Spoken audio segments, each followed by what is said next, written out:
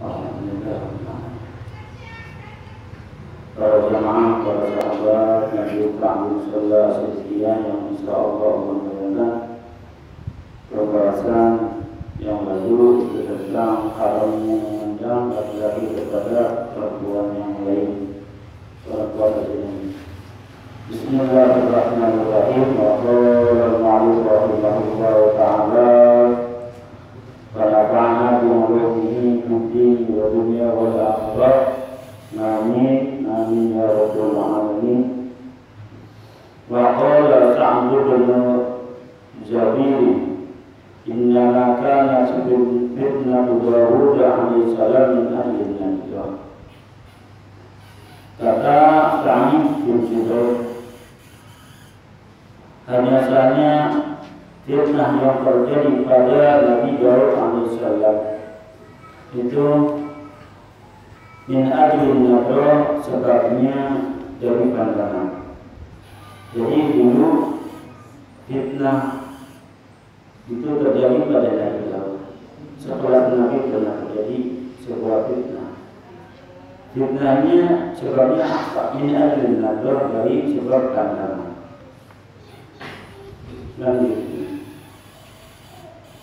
Jadi dulu itu pada zaman Nabi Daud ajaran Nabi Daud ini boleh minta begini. Kalau Nabi Daud ajaran, kita demen nih, kita melihat teman kita istrinya cakep, kita boleh terjadi ajaran Nabi Daud, lepas video buat gua gitu, boleh di ajaran Nabi Daud. Jadi ini Nabi Daud ceritanya dulu melihat istri umatnya, yaitu siapa itu? Urayyah bin Hanan. Urayyah bin Hanan punya istri cakep. Nabi Daud melihat, pas melihat, dia namanya laki-laki kan, melihat perempuan cakep tapi kepepetnya. Ayo bang, masih duduk, duduk, duduk. Jadi Urayyah bin Hanan ini punya istri cakep. Pas dilihat ini perempuan, ternyata istri Urayyah. Datang Nabi Daud. Kata Nabi Daud ke Urayyah,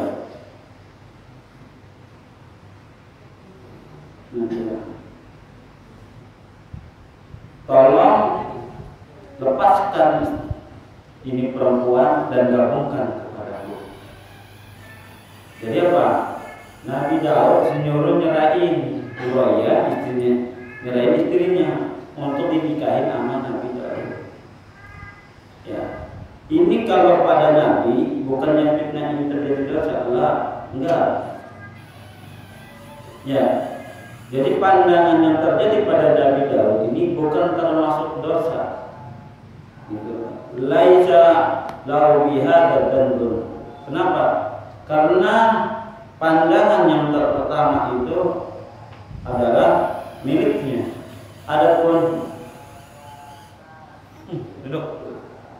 Adapun apa namanya, rasa suka, syahwat, cinta yang ada dalam hati setelah memandang itu tidak ada kekuasaan, atau tidak ada kehendak darinya, tidak ada kekuatan. Nabi Daud tidak punya kekuatan untuk menahan itu. Ya, kata Allah sendiri dalam Al-Quran, la yukallimullahu illa wus'aha. Jadi sesuatu yang tidak bisa ditahan itu mau buat kehendak Allah. Makanya tidak termasuk dosa syahwat yang telah terjadi itu. Makanya jaga Nabi Daud dulu. Kalau kita nggak bisa, kalau kita misalkan lakuin seperti Nabi Daud, misalkan kita ngeliat teman kita, bininya cakep, udah cara yang baik, ntar doa ini nggak bisa di sini mah, bisa digolok-golok. Ini mah ajaran Nabi Daud. Ya, ini ajaran Nabi Daud. Ya, boleh kalau diajaran Nabi Daud. Jadi pandangan pertama, makanya Nabi Daud ini fitnahnya karena pandangan. Jadi melihat lagi udah nih, akhirnya kenapa Allah ceraikan ini, ada ajaran Allah mensuruh ajaran Nabi Daud ini memerintahkan Uroyah untuk meninggalkan istrinya. Ini ada satu hikmah. Hikmah apa yang terjadi? Hikmahnya adalah istri Uroyah ini adalah ibu dari Nabi Sulaiman. Setelah Nabi Daud menikahi istri Uroyah bin Hanan, maka lahirlah Nabi Sulaiman alaihissalam. Cuma Nabi Daud dulu doa Allah, ya Allah berikan saya kemuliaan seperti kemuliaan yang telah Engkau berikan kepada bapak-bapak saya. Itu siapa? Nabi Ibrahim, Nabi Isa, dan Nabi Yakub. Dan tolong berikan pujian seperti yang Kau telah berikan kepada mereka. Akhirnya kata Allah, wahai Daud, nunggu nanti pada satu hari akan tiba waktunya untuk engkau diuji.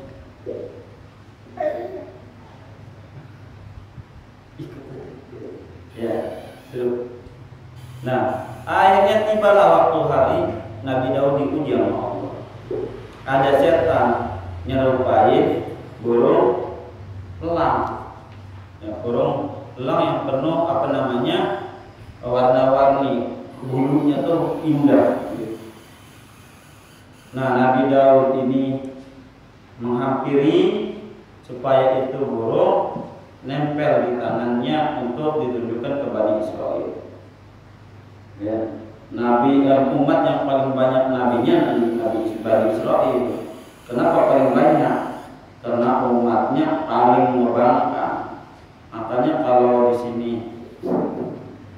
buat gambaran saja, kalau Ustaz banyak di kampung itu berarti kampung itu orangnya banyak kayak Bani Israel. Ya, gitu. Makanya Bani Israel paling banyak nabinya. Nah, ketika diuji sama Allah, setan berubah wujud menjadi burung yang indah, bulunya warna-warni. Ketika dihampiri ini burung sama Nabi Daud, terbang ke satu tembok. Nah, di tembok ini, di atas tembok ada lubang. Di parahnya lah ini burung sama Nabi Daud. Ada lubang diintip. Ada perempuan sedang mandi. Ada perempuan sedang mandi.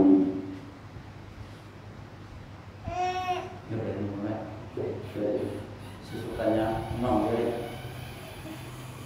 Nah, dilihat ada perempuan lagi mandi.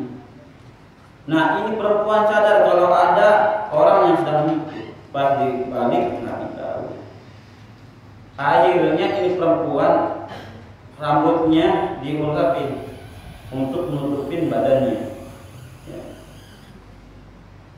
Pas ditanya ini perempuan, namanya biasa laki-laki, ada kepengenan ditanya ini siapa, lalu ketahuan ternyata istrinya Uroyah lagi bin Hanan.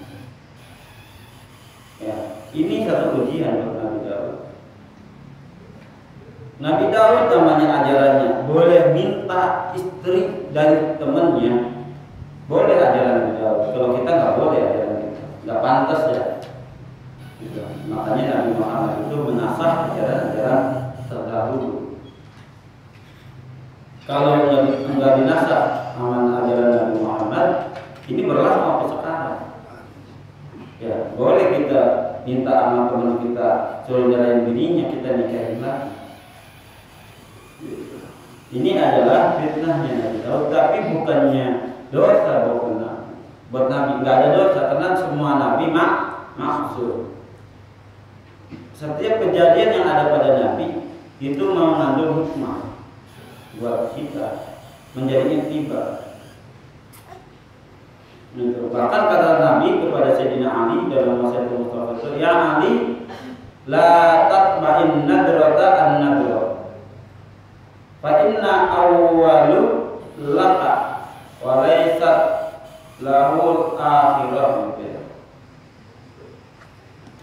Wahai Ali gitu. La tatma'in nadra an-nadra, kata Sayyidina kata Nabi. Wahai Ali, jangan kau ikutin pandanganmu akan pandangan yang lain. Maksudnya kalau kita melihat yang pertama nih, misal kita melihat lagi lewat, duduklah. Kita biasa di depan teras duduk ngopi.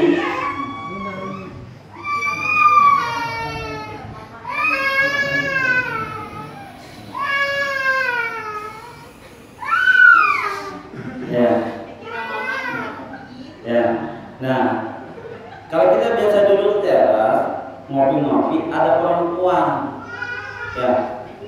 Ini perempuan baru masuk kampung kita, pakaiannya yang nggak biasa orang kita pakai. Kalau orang kita kan pakainya gombrong semua. Ini pakai celananya pendek, bajunya you can see.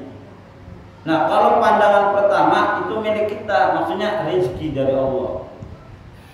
Jangan dilanjutin dengan pandangan lain, jangan diikutin. Kalau pertama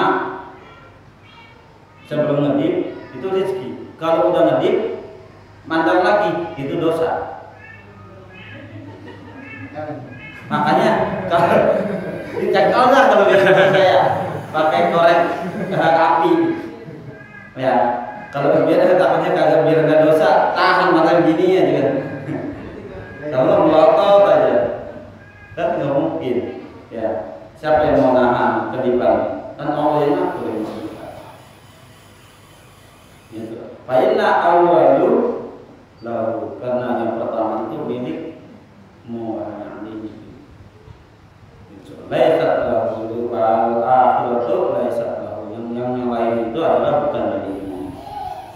Artinya Pak, timbul dosa kalau yang lain. Yang pertama adalah rezeki, pandangan yang kedua setelah kedip itu dosa. Makanya ya tadi jaga pandangan kita. Kalau buat Nabi enggak dosa pertama. Kenapa? Allah enggak ada kuasa. Ya, kenapa pandangan itu menjadi sebuah sumber fitnah? Karena an-nadra sahmu masmumin min sihami iblis. Nah, berpandangan itu adalah racun anak panah yang beracun dari anak panahnya iblis. Kenapa? Nanti timbul di dalam hati benih-benih syahwat, keinginan memiliki, keinginan untuk kepengen-pengen yang lain. Ya, yang tadi pertama Allah Akbar, siapa itu? Kedua, orang mana ya nanya-nyari. Ya, itu nggak boleh. Jadi ya tadi kalau yang pertama rezeki dari Allah. Makanya buat kita jangan. Ya, beda kalau zaman dulu, zaman sahabat di kehidupan Nabi nih. Nadroh itu kalau memandang wajah Nabi, kita alhamdulillah sudah masuk bulan Maulid. Ya, kalau awal ini malam kedua. Kalau di bulan Hijriah ini udah tanggal 2. Zaman Nabi, sahabat itu kalau memandang wajah Nabi Muhammad, turun di hatinya 1000 cahaya. Jadi setiap mandang wajah Nabi Muhammad, turun di hatinya 1000 cahaya. Wajar sahabat mempunyai kedudukan tinggi. Kenapa? Setiap hari, setiap kedipan turun 1000 cahaya. Satu kedip 1000 cahaya. Kita bagaimana? Supaya turun di hati kita 1000 cahaya. Di dalam kitab Nikmatul Kubra dijelaskan, apabila kita sedang melaksanakan Maulid Nabi, sedang dibacakan risalah Maulid Nabi, di tengah-tengah kita sediain air putih ataupun air apapun, ya, yang tidak ditutup itu air tempatnya. Itu air yang dibacakan riwayat Nabi Muhammad SAW. Apabila itu air diminum oleh kita, maka air itu akan menjadi sebab turunnya 1000 cahaya pada hati kita. Seperti sahabat memandang wajah Nabi Muhammad, turun pada hatinya 1000 cahaya. Ya, karena siapa kita? Kita banyak dosa. Ya. Untuk memandang wajah Nabi Muhammad kayaknya jauh, tapi jangan kecil hati.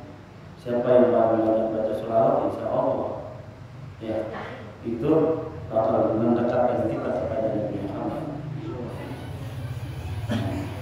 Insya Allah kita tiap hari baca maulid. Ya. Makanya guru kita di Muhammad Al-Fatihah Jemaah tadi mengajar kepada kita di sholat suruh baca sholawat. Sholat sekali. Tujuannya nggak jauh supaya kita terkenal. Sudah zaman akhir mau datang siapa? Ya, kalau bertemu lagi. Ya, makanya kita nggak bisa melihat Nabi langsung. Maka melihat sahabat. Kita melihat sahabat sama halnya melihat Nabi. Tapi nggak bisa melihat sahabat. Udah nggak ada. Melihat tabi'in juga nggak ada. Melihat tabi'in juga nggak ada. Melihat ulama. Memandang wajah ulama akan turun rahmat di dalam hati kita. Ulama yang mana? Ulama yang tidak hubbud dunia dan tidak hubbud jannah.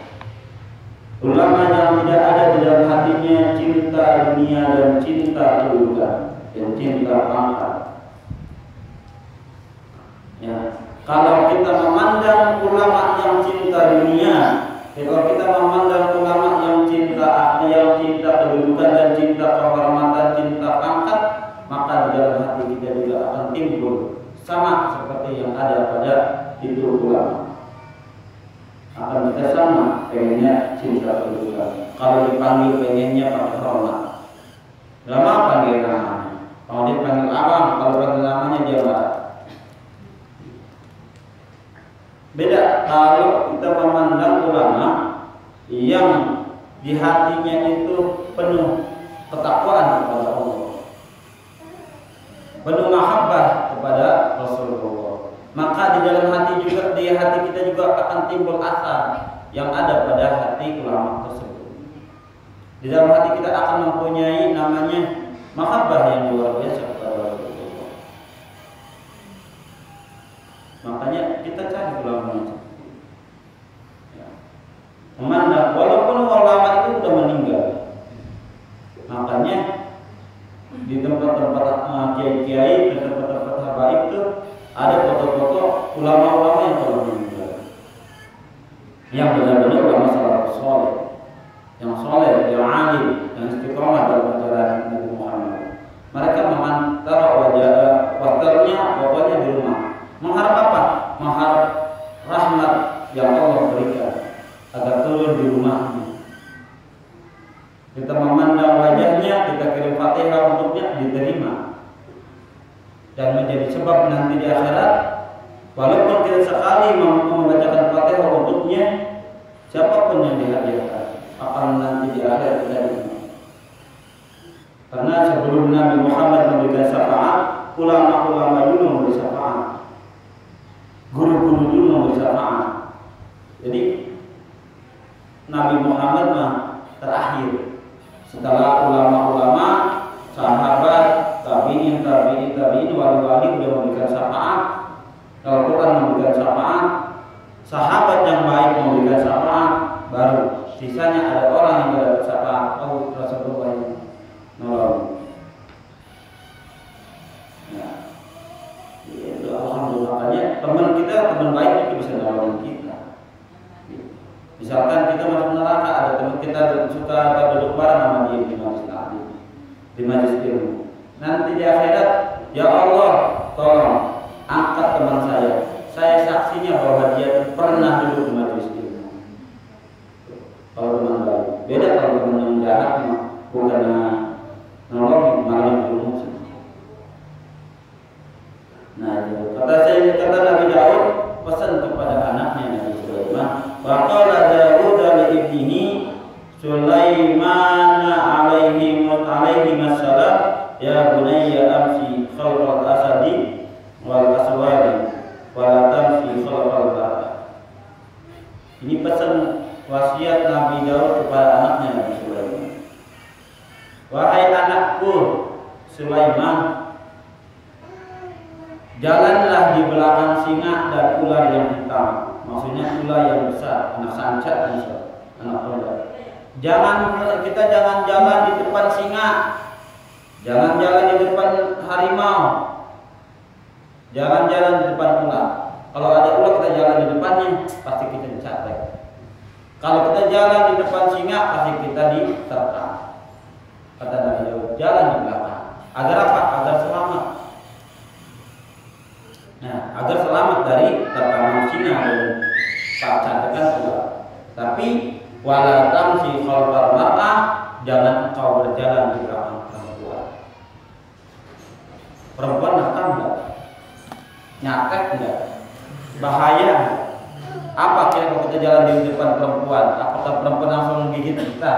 Kan enggak. Apa langsung nyatek? Kan enggak. Tapi bukan itu maksudnya. Kalau kita duduk jalan di belakang perempuan, itu ada setan duduk di pantat perempuan, menghiasi pantat perempuan agar apa? Agar tertarik orang yang melihatnya. Jadi kalau kita dalam belakang perempuan ini, apalagi perempuannya bahenol, ya, kalau kita nada-nadanya tuh dua enak banget kayaknya, itu setan lagi dandanin, lagi ngiasin pantat perempuan itu biar apa? Yang mandangnya tertarik. Kalau kita terus mandang, maka timbullah di dalam hati syahwat, keinginan memiliki. Dosa, berarti kita tidak selamat. Tapi berarti kita harus berjalan di depannya. Kalau kita ada perempuan, jangan di belakang, kita di depan. Apakah kalau jalan kita di depan, perempuan di belakang kita bakal nengok begini mulu jalan? Kan nggak mungkin. Kalau kita jalan di depan, kita selamat dari fitnah. Kalau ada perempuan di depan kita berhadapan-hadapan, itu perempuan duduk di atas kepala perempuan, setan. Ya, setan ini kerjanya ganggu. Kalau kita berhadapan dengan perempuan duduknya, maka setan duduk di kepala perempuan, menghiasi itu perempuan agar apa? Agar orang yang memandangnya tertarik kepada dia. Dia namanya kerjaan setan. Apakah dia sadar lagi digandengin setan? Kan nggak sadar. Kalau sadar mau kabur. Padahal aku kalau setan. Makanya setan an-nadru sahmu masmum. Pandangan itu adalah anak panah yang beracun. Raman tarakaha akrahallahu ta'ala imanan jadi wasdawa. Apabila dia meninggalkan pandangan tersebut, maka dia akan merasakan dalam hatinya manisnya sebuah keimanan. Ini pesannya singkat. Jangan jalan di belakang, jalan di belakang singa. Coba kalau kita jalan depan singa, dimakan singa. Singa di belakang, kita di depannya, ya udah habis kita 3 hari. Ya. Ataupun kita jalan di depan ular, ya udah dicatat. Kita ngerasa diganggu. Tapi kalau kita jalan di depan perempuan, kita bakal selamat. Tapi kalau kita jalan di belakang perempuan, kita nggak selamat, kita berdosa. Akan terjadi fitnah. Ya, fa'inna kenapa? Iyyakum wan nadra fa innaha tajra'u bil qalbi syahwatun rafa'a biha. Karena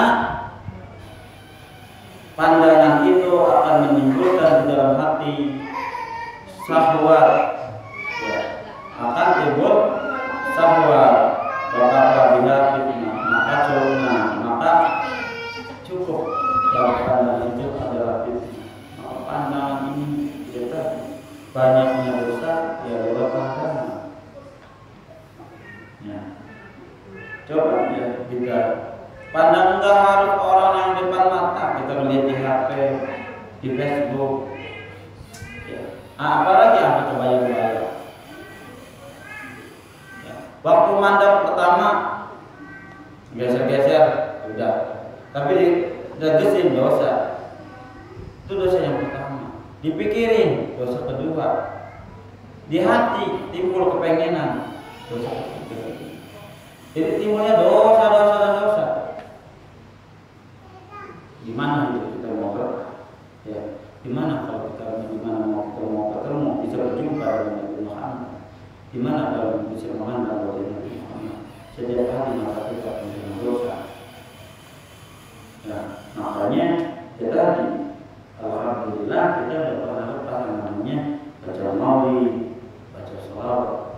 Moga dengan baca maulid dan baca sholawat Allah beri kesempatan kita untuk memandang wajah Nabi Muhammad. Tidak ada sebuah kenikmatan. Nabi Isa saja, kenapa yang waktu Isra Mi'raj itu Nabi Isa yang suruh bolak-balik Rasulullah minta negosiasi untuk sholatnya 5 waktu, yang dari 50 jadi 45, 45 naik lagi jadi 40, 40 jadi 35, 35 jadi 30 sehingga jadi 5 rakaat dengan 5 waktu. Ini Nabi Isa karena pengen terus memandang wajah Nabi Muhammad. Ini seorang nabi. Ya, apalagi kita orang awam seharusnya lebih besar lagi keinginan untuk memandang wajah Nabi Muhammad. Jangan kalah dengan Nabi Musa. Ya. Alhamdulillah. Ya, semua alhamdulillah. Ya. Kita apakah pernah meminta kepada Allah agar dijadikan umat Nabi Muhammad? Pernah enggak? Pernah enggak kita minta sama Allah, ya Allah, saya jadikan umat Nabi Muhammad? Apakah pernah? Sehingga kita jadikan umat Nabi Muhammad. Kayaknya enggak pernah. Ya, dulu maksudnya. Pas sekarang itu terjadinya. Kalau Nabi Isa minta, ya Allah jadikan saya umat Nabi Muhammad. Makanya Nabi Isa diturunkan lagi di akhir zaman. Sebagai apa? Sebagai kabulnya doa Nabi Isa. Doanya udah lama. Waktu Nabi Isa masih hidup, bukan doa sekarang. Kabulnya nanti ketika akhir zaman Nabi Isa diturunkan. Ini karena Nabi Isa doa. Agar apa? Agar menjadi umat Nabi Muhammad. Kenapa pengen semua Nabi pengen jadi umat Nabi Muhammad? Karena umat Nabi Muhammad umurnya antara 60-70, tapi pahalanya melewati umurnya. Tuh. Kalau kita apakah pernah terbesit dalam hati kita meminta untuk jadi umat Nabi Muhammad? Dari dulu minta, kalau sekarang sudah jadi alhamdulillah tanpa diminta. Ini adalah nikmat yang Allah berikan kepada kita. Syukur alhamdulillah. Makanya di dalam kita berjanji, ya, Ja'far ya. Itu kan dalam doanya Allahumma ja'alna min khiyari ummati. Ya, ada ya. Allahumma ja'alna min khiyari ummati, itu didikan buat kita dari ulama. Agar apa? Doa supaya kita menjadi umat Nabi Muhammad yang terpilih. Karena umat Nabi Muhammad banyak. Supaya kita terpilih. Itu doa. Jangan sampai enggak. Ya, Nabi Isa doanya dulu. Kalau kita kan doa pengennya langsung dijawab. Nabi Isa doanya dulu, dijawabnya nanti. Pengen apa? Pengen jadi umat Nabi Muhammad. Ya, ini mumpung kita di bulan Maulid. Mumpung di bulan Maulid. Ya, kalau kita alhamdulillah kalau di Yaman ya udah tiap hari baca Maulid. Untuk kampung ya di kampung kita, di salah satu tetangga kampung kita, di guru kita dia bilang dari mulai malam kemarin udah keliling baca Maulid. Jadi udah dijadwal malam ini belum masak apa, malam ini belum masak apa. Kenapa? Kata Imam Syafi'i, apabila di dalam rumah itu dibacakan Maulid Nabi, dibacakan risalah Nabi di rumah itu, maka rumah itu raudhah min riyadil jannah. Imam Syafi'i ngomong di dalam kitab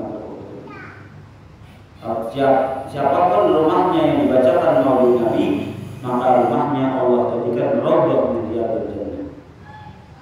Mumpung masih hidup, jangan kalau udah mati baru didoain, minta doa supaya kuburnya itu raudhah min riyadil jannah.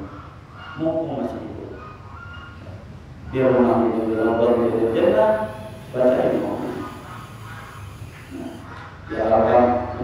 salah satu amalia yang udah jalan di kampung kita punya guru. Ya. Kalau pengen dicontoh, alhamdulillah. Ini amalan yang bagus, yang baik.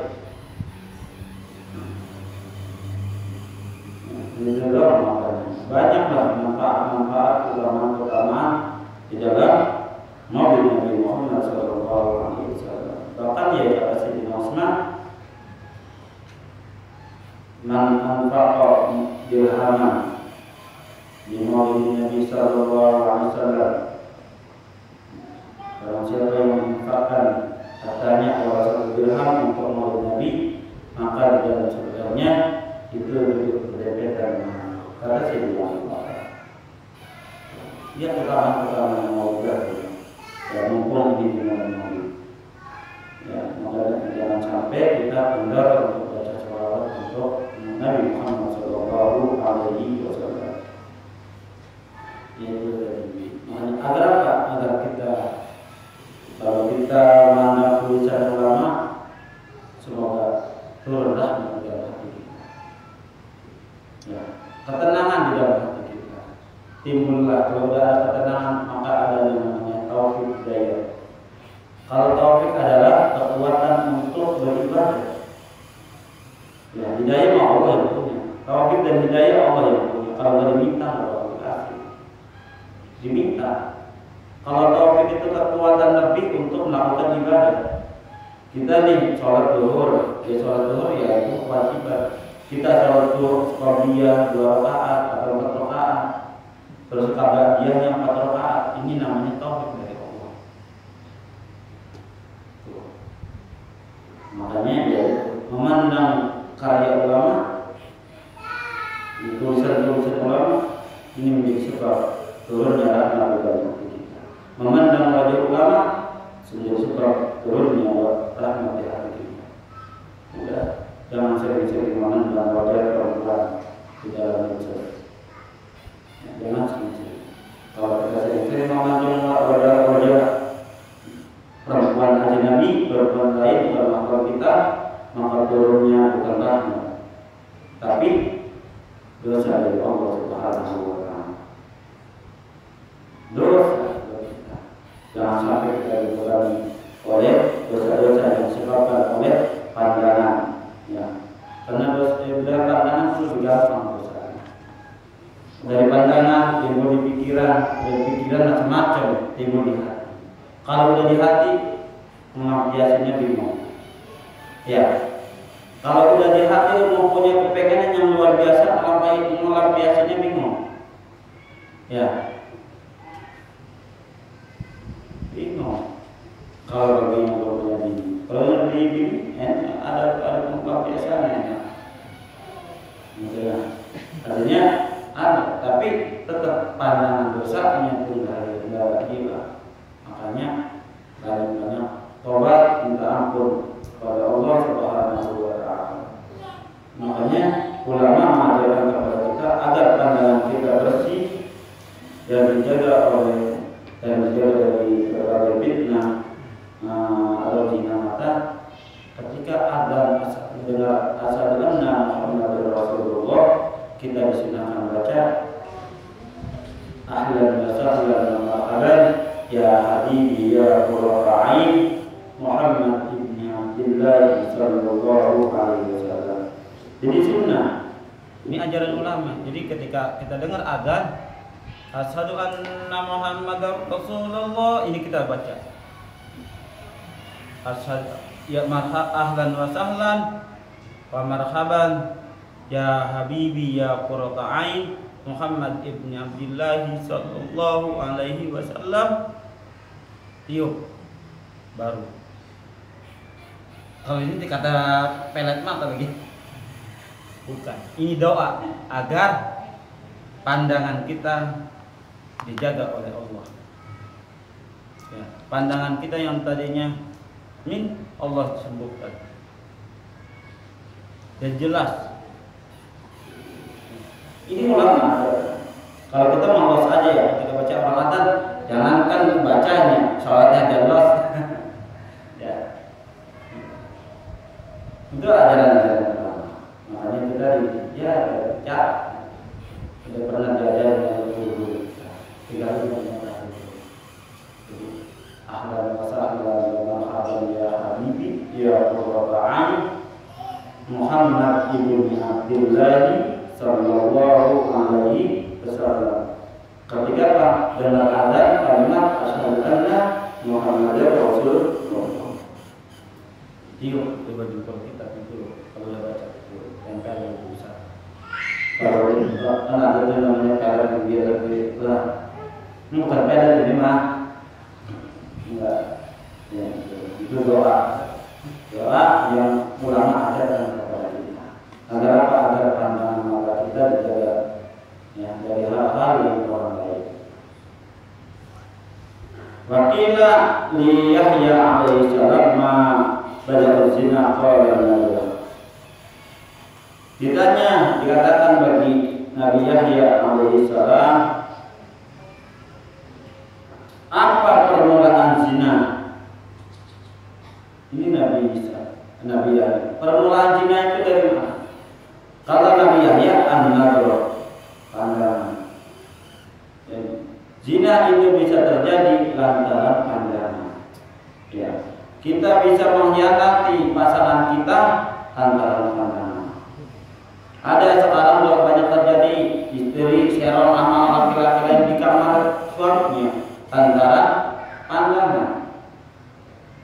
Dia melihat di Facebook, ganteng laki-laki, komunikasi lancar, bertimbullah hasil kepengenan bahwa itu udah jadi zina. Bukan zina mata saja, bahkan zina yang besarnya terjadi. Ya, kumpul-kumpul yang terjadi. Bagaimana ada zina bila qalbi, hati-hati dari zina bila qalbi. Maka terjadi wajinan amin kabair sagair. Adapun zina mata itu dari sebagian besar dosa besar kecil. Ya, jadi termasuk sebagian besar dosa kecil itu terjadi dari mata. Makanya jaga pandangan kita, jangan sampai ya melihat sesuatu yang baik. Kalau ada kita jalan ke orang yang hindari supaya kita jalan di tengah, jangan di belakang perempuan. Kalau kita lagi naik motor ada perempuan di depan kita, kita hindari. Kita lebih duduk. Ya. Ini kalau ada perempuan lagi naik motor, kalau itu kelihatan di belakangnya lebih pelan lagi jalannya, sambil nikmatin pandangan kita berbilang. Nah, masalahnya aduh sayang Pak ini kadang kapan lagi besok kita bisa melihat ini mumpung masih ada gitu. Ya, kalau yang pertama rezeki, yang kedua bukan rezeki dosa. Nah, kalau pengen seandainya ya rezeki mulut ya dicekal matanya, hanya sampai kedip-kedip. Sampai bagaimana Nabi sudah pesan tahan kalau jangan ikutin pandangan yang pertama dan pandangan yang lain. Ini pesan Nabi kepada Sayyidina jangan sampai. Yang berlaku buat kita bukan pesan Sayyidina Ali doang, berlaku anak kita umatnya Nabi Muhammad. Sayyidina Ali wasilah saja sebagai wasilah ajaran Nabi. Itu berlaku buat kita. Lain nadroh al-nadroh, bukan hanya untuk Sayyidina, tapi untuk kita. Ya, juga semoga Allah jaga pandangan kita. Ya, semoga Allah jaga mata kita dari melihat sesuatu yang Allah larang, yang menyebabkan dosa, baik dosa besar ataupun dosa kecil. Yang lebih baik dia lihat yang baik, yang melihat yang baik. Bahkan dulu juga ada dan jadi dalam kumpul-kumpul seperti ini ada nenek datang mau nanya sama Nabi. Sahabat sudah keluar, masuk kamar.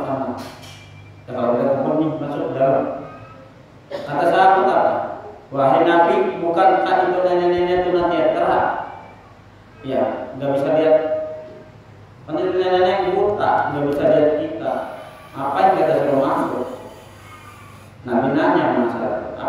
juga tunanetra. Akhirnya sahabat dia. Lagi nenek-nenek baik Nabi sahabat dilarang mengambil. Nenek-nenek, ya nenek-nenek. Nah, bagaimana kalau itu kawan? Nah, boleh. Ya, itu ya ajaran. Ya, simpel tapi luar biasa. Kalau kita renungi sangat luar biasa. Ada hikmah yang sangat luar biasa yang kita akan rasakan dari kita sehari-hari. Dan timbulnya rumah tangga kurang harmoni yang bisa terjadi dengan sebab pandangan kita. Melihat perempuan cakep dari kita merasa kurang cakep, bisa terjadi. Akhirnya apa? Bisa serong lantaran pandangan. Kemudian begitu aja, maksudnya kita berpesan artinya pegang wasiat yang telah diberikan oleh Nabi kepada kita. Kata pandangan jangan diikutin pandangan pertama dengan pandangan. Ya pesan-pesan Nabi bahwa Anda itu sama mas mu'min min sihami iblis. Wa man taraha apa Allah Ta'ala imanan yajidu ila. Itu jagalah pandangan kita. Agar apa? Agar timbul rasa manis di dalam hati. Ya, bagaimana kalau kita merasakan kenikmatan makanan? Enak, nambah tidak? Nambah. Bagaimana kalau kita merasakan kenikmatan iman di dalam hati kita? Maka akan kita menambah untuk bertakwa kepada Allah Subhanahu wa Ta'ala. Mudah-mudahan Allah berikan kesempatan untuk memandang wajah Nabi Muhammad Shallallahu Alaihi Wasallam. Ini adalah nikmat yang sangat luar biasa. Ya buktilah. Kemarin yang namanya apa? Siswa kemarin minum air, air yang ada air, kita bawa air dicelupin rambut Nabi Muhammad. Jadi kemarin kita dibagi air. Yaitu air pernah dicelupin rambut Nabi Muhammad yang pernah disimpan oleh sahabat Khalid bin Walid. Hanya kalau ibu yang mengatakan apa aja nggak pernah minum. Gitu. Artinya ini salah satu bukti lagi buat ini kampung dan para sahabat bahwa Nabi Muhammad sangat peduli tanpa saya. Kiswah kita pernah minum air yang pernah dicelupin rambut Nabi Muhammad. Anak-anak kita yang nanti udah pernah minum juga. Ini adalah bentuk perhatian Nabi Muhammad kepada di kampung. Jangan sampai perhatian Nabi Muhammad kepada di kampung kita abaikan. Ya tadi, salah kita adakan maulid Nabi yang setiap hari rutin, yaudah. Mungkin karena kita berat ya dengan jamuan-jamuannya, udah. Makanya kita tarik ke musola aja. Kita makmurkan masalah. Agar apa? Agar maulid tiap Jumatnya terus berjalan. Sebagai apa? Agar pandangan Nabi Muhammad kepada kampung ini jangan sampai kita abaikan. Kita balas cinta Nabi Muhammad. Jangan sampai kita diam. Ya. Maka maulid yang tiap hari dikeliling kita musola. Kalau nanti kata benar, ya monggo. Kalau benar, musola. Begitu aja. Sebagai bukti perhatian kita juga kepada Nabi Muhammad Sallallahu Alaihi Wasallam. Jangan sampai kita cuek amanatnya. Nabi juga sangat luar biasa perhatian dengan kita. Dan bagi kemarin kisah sorban yang kita pernah sebagai alasnya sapi Nabi Muhammad di bagian kelima. Ada sorban kita punya guru, ada kita punya sorban. Wanginya masih sangat sekarang. Padahal kiswahnya udah ke Surabaya, udah balik lagi.